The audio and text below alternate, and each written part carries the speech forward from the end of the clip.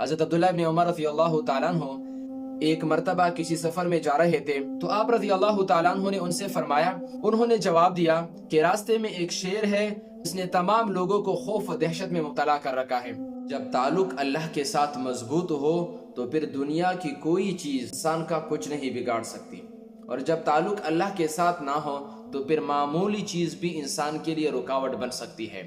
حضرت عبداللہ ابن عمر رضی اللہ تعالیٰ عنہ ایک مرتبہ کسی سفر میں جا رہے تھے تو ان کا گزر ایک ایسی جماعت پر ہوا جو ایک جگہ پر ٹھہری ہوئی تھی۔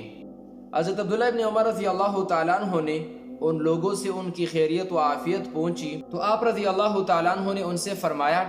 کہ آپ کے ساتھ کوئی حادثہ پیش آ گیا ہے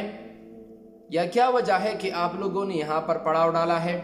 انہوں نے جواب دیا کہ راستے میں ایک شیر ہے جس نے تمام لوگوں کو خوف و دہشت میں مبتلا کر رکھا ہے، یعنی کوئی آگے نہیں جا سکتا اور راستے میں شیر کھڑا ہے۔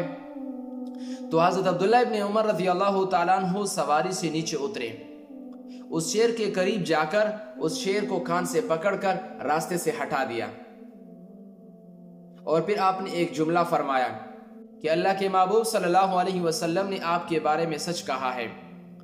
کہ تو ان لوگوں پر مسلط کر دیا جاتا ہے جن کا تعلق اللہ کے علاوہ کسی اور کے ساتھ ہوتا ہے، یعنی جو اللہ کے علاوہ کسی اور سے ڈرتے ہیں، اور جو اللہ سے ڈرتے ہیں پھر آپ کا ان پر کوئی تسلط نہیں ہوتا۔ ایک انسان کا تعلق اللہ سے ہو جاتا ہے، اللہ کا قرب اس کو نصیب ہو جاتا ہے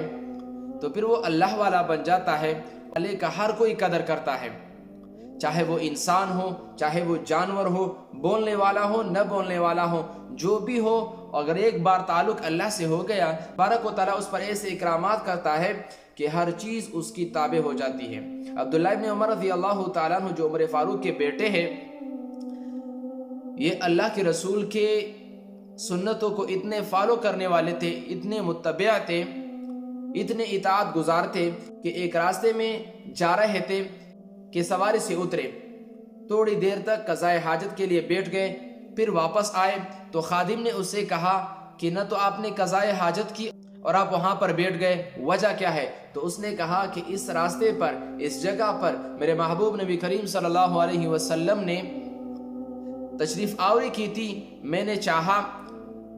چاہا کیوں نہ اللہ کے محبوب کی اس سنت کو میں زندہ کر دوں، میں وہاں پر بیٹھ گیا، ابھی واپس آیا ہوں۔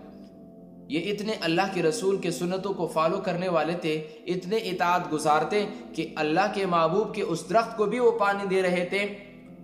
جس کے نیچے آپ صلی اللہ علیہ وسلم نے تشریف آوری کی تھی۔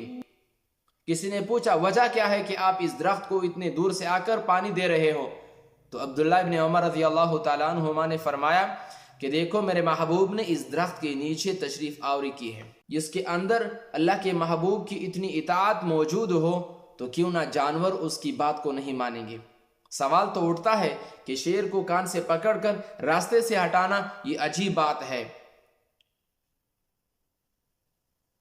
ہاں، جس کا تعلق اللہ کے ساتھ ہو، اللہ کے ساتھ گہرا تعلق ہو تو پھر وہ انسان اللہ کے قریب ہو جاتا ہے، اور اللہ ان کے لیے وہ دروازے کھول دیتا ہے انسان کے وہم و گمان ان کے تصور میں بھی نہیں ہوتے۔ آج ہماری زندگی جو مشکلات سے بری ہوئی ہے، ہر طرف تکالیف، وجہ یہ ہے کہ ان سے تعلق توڑا ہے جن سے تعلق جوڑنا چاہیے، ان سے تعلق جوڑ دیا ہے جن سے تعلق نہیں جوڑنا چاہیے۔